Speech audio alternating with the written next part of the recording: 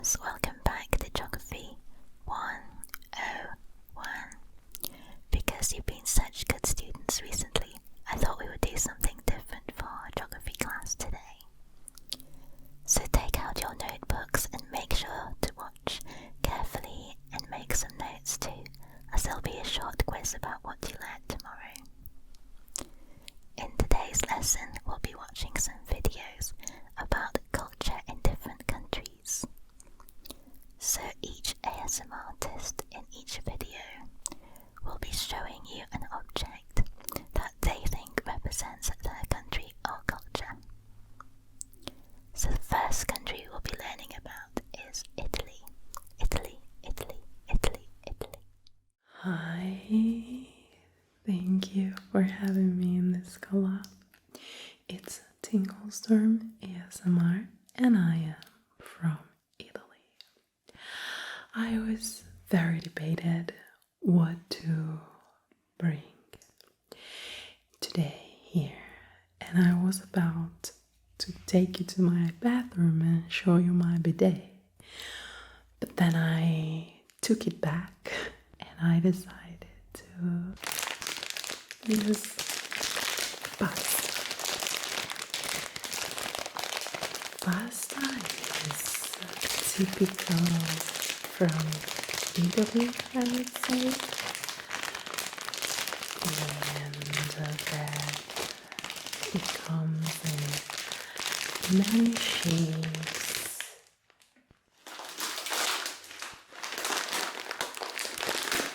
Many shapes and sizes, and you can eat it in a soup, or you can eat it with just a sauce, up to your preferences. The difference between spaghetti, or spaghetti as we say here, and bucatini is a shape.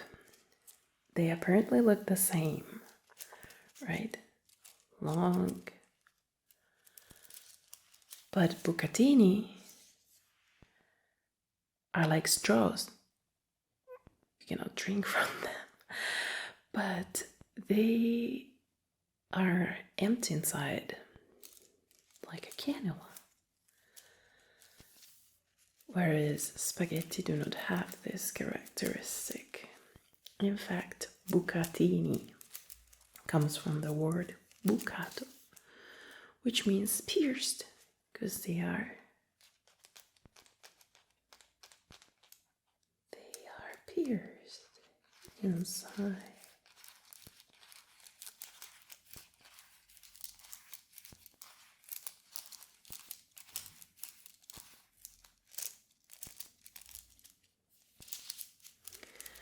Please, when you cook spaghetti or bucatini or whatever that is, do not break them in half when they're raw.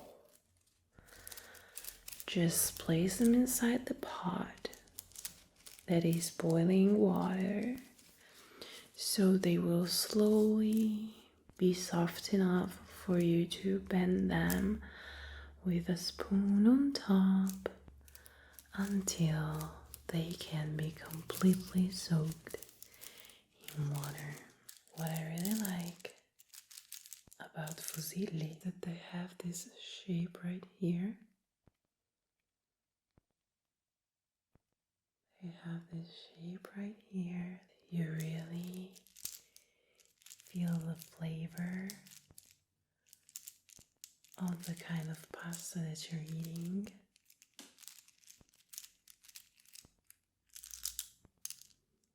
There is always instructions on how to prepare it.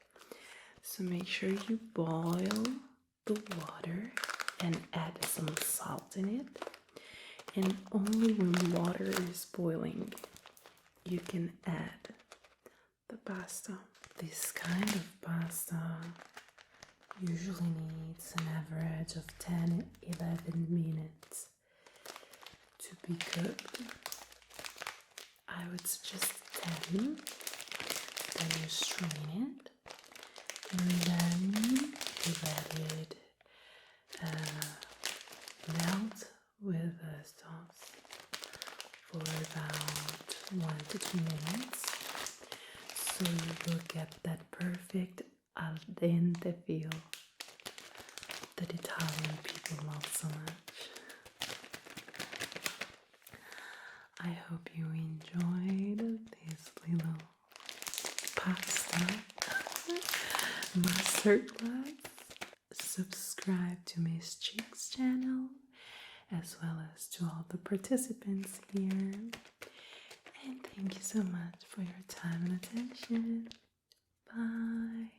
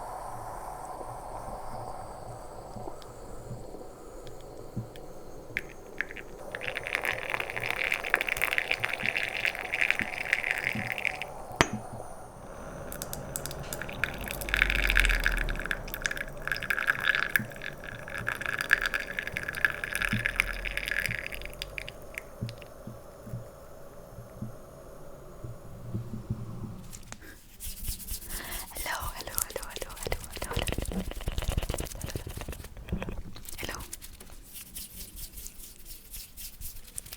It's FastTinglesASMR. Hello. So what I show you is coffee made by this one.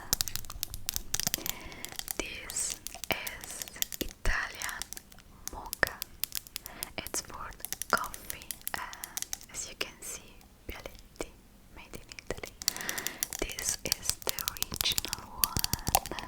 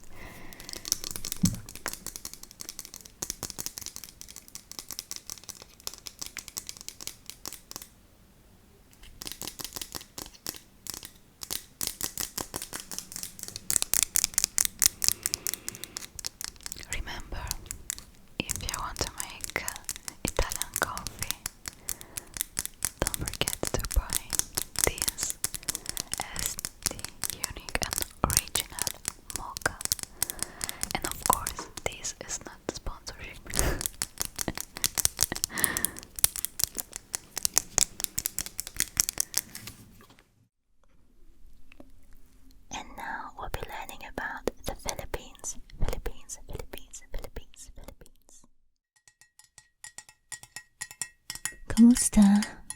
Hello. Today I will be talking to you about the jeepney, which is the most popular type of public transport in the Philippines.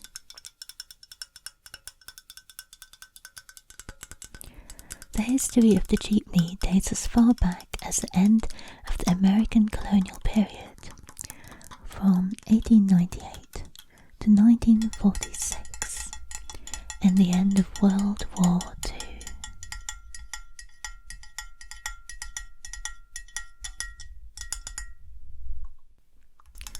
Filipinos used autoclasses, or shortened to ACs, which were horse-drawn carriages, as public transport. Many of these autoclasses were destroyed during World War II, which led to the use of leftover American military jeeps for public transport.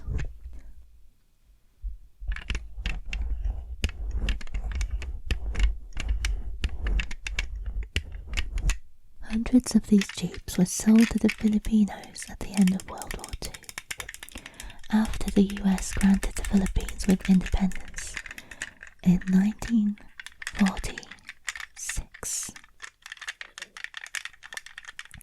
An American soldier turned businessman called Harry Stonehill created a black market and sold these jeeps to the Filipino people.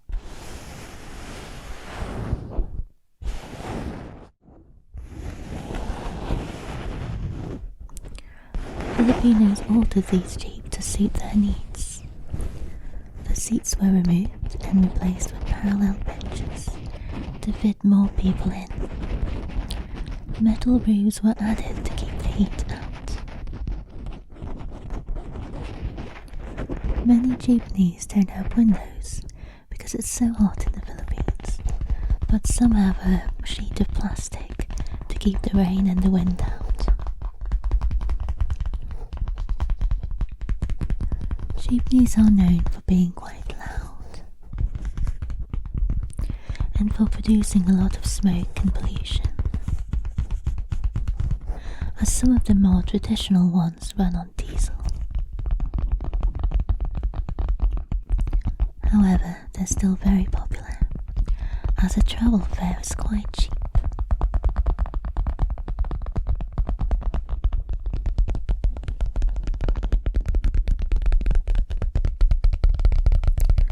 Nowadays, in some parts of the Philippines, you can find some more environmentally friendly jeepneys, called e-jeepneys, which run on electricity.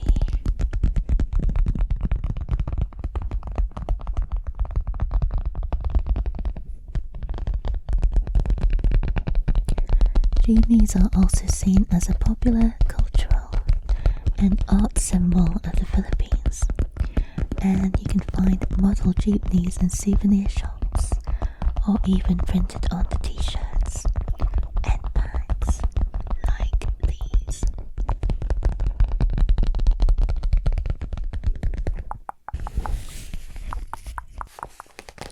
Magandang gabi.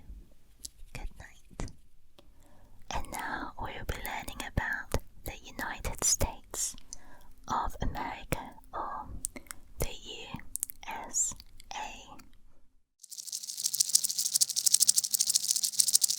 Hi friends, I'm TexasWhispererASMR, and the object that I wanted to highlight from my country is rattlesnake rattle.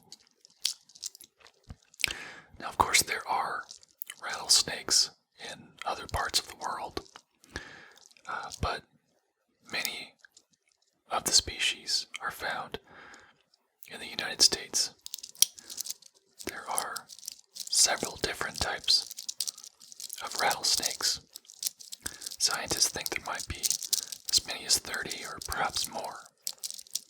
A characteristic about rattlesnakes that is unusual from other snakes is that they have this rattle on the end of their tail that they use to ward off predators.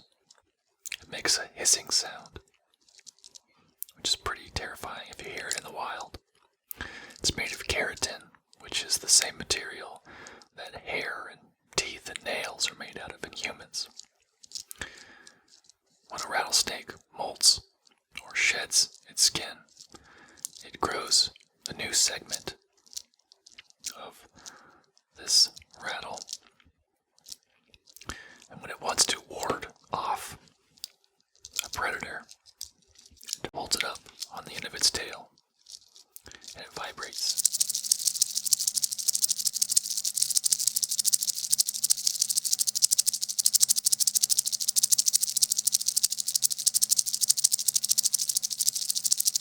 In Texas, we have a few different kinds of rattlesnakes. We have the western diamondback rattlesnake. We have a timber rattlesnake. We have a banded rock rattlesnake. We have the blacktail rattlesnake. We have the Mojave rattlesnake. And we have the prairie rattlesnake. This particular rattlesnake rattle came from my grandfather decades ago, who ran it over in his car. And he thought, well, might as well put it to use. So he saved the rattle, and it's been in our family ever since. They are very brittle, so you have to take care of them. But as long as you keep them put away, they'll last a good long while. My dad plays guitar sometimes, and a tradition that he has always held is that a Texas guitar has to have a Texas rattlesnake rattle inside of it. I don't play guitar, unfortunately, so this one just stays out.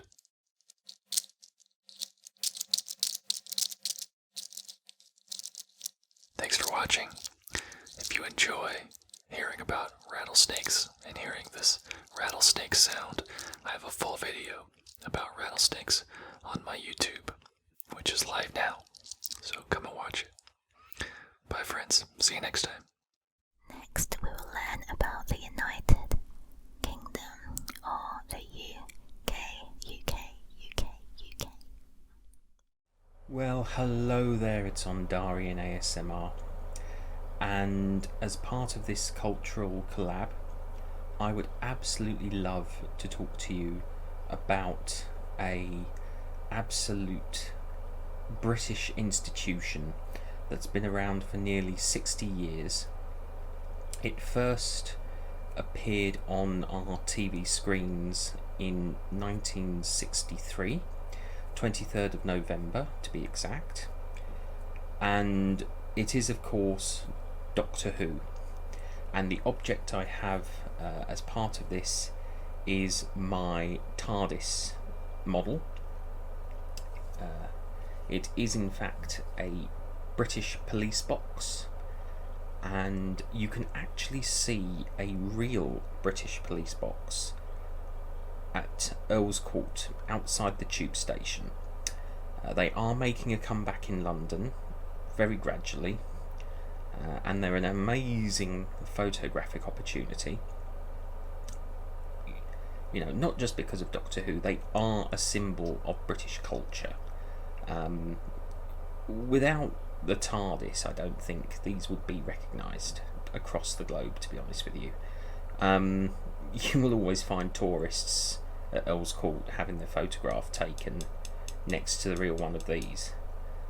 I'm never quite sure the history of the police box, but you know, the institution that it became signified for, which is of course Doctor Who, was the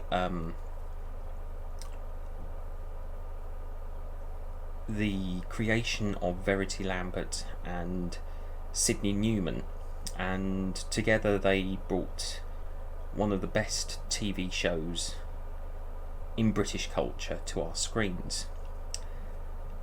And the original concept was to be historical, but of course, as you know, one of the early serials was The Daleks, which paved the way for the science fiction side of things. So it was originally going to be an educational show. So the purely historical stories, for example, like the Aztecs, the Romans, was just going to be history. And the sci-fi stories were going to teach aspects of science. So, you know, things about electrical circuits, things like that. As the series went on, the purely historical aspects and the science aspects in education merged and became the show we all know and love today. The TARDIS, although it has changed sort of externally, has remained the same similar style since 1963, and this version, though, from the revival era, the 2005 onwards revival era,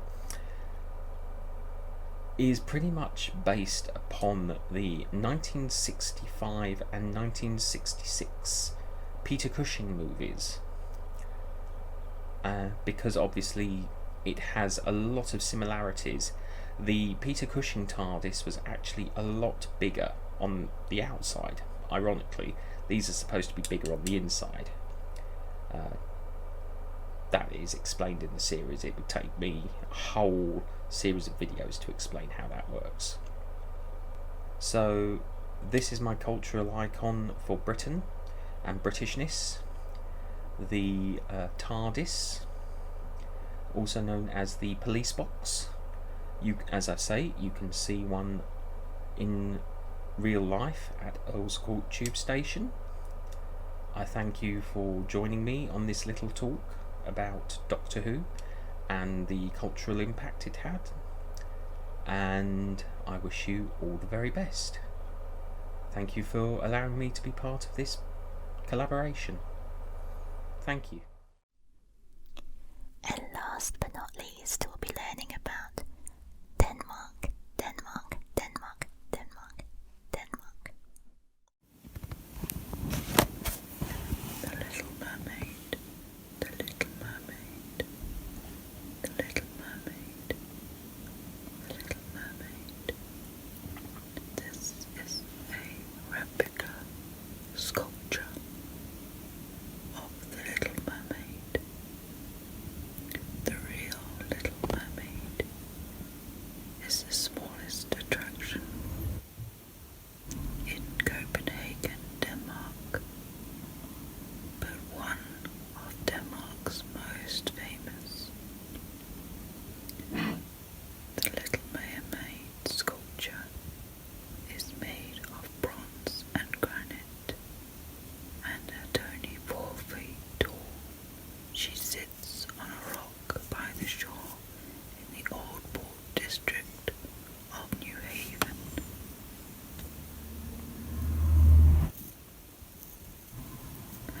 The sculpture was inspired by Hans Christian Andersen's fairy tale.